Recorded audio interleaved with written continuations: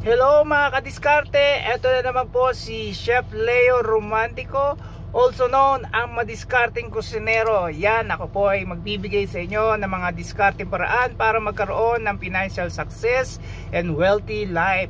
Ngayon ay pag-uusapan natin ang paano magkakaroon ng effective time management. Yan, kasi po ito ay isa susi sa ating pag-unlad ng ating buhay.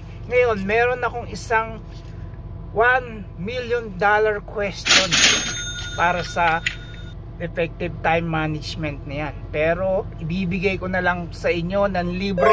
Ano po ba tong question o $1 million question na to? Yan. Ito po ay what is the most valuable use of your time?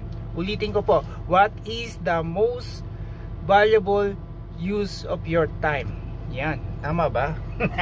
Yun, kung ano po yung importanteng bagay na kailangan nyong gawin sa ngayon, no? Na hindi nyo na kailangan ipagbukas pa o pamamaya na lang, kasi ito po ang magiging daan para tayo maging maunlad sa ating buhay.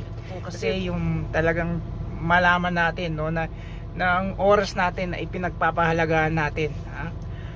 Kaysa naman po paggising nyo ng umaga, manonood na agad kayo ng Netflix, Disney Plus, o kung ano-anong plus yan, pero ang account nyo ay negative.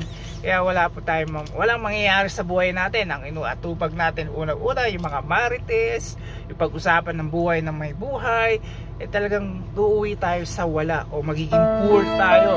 Kaya magagalit yung mga tinatamaan. Kaya bato-bato sa langit, ang tamaan ay umilag na lang next time.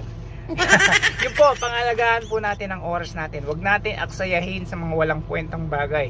Kaya nga, tanungin nyo lagi ang sarili nyo. Ito po ay isang bagay para magkaroon ng effective time management. And tanungin nyo po ang sarili nyo, what is the most valuable use of your time? Kaya ito po muli si Chef Leo Romantico, also known ang madiskarteng kusinero. Kaya lagi pong tandaan, pag may problema, may solusyon. At pag may diskarte, may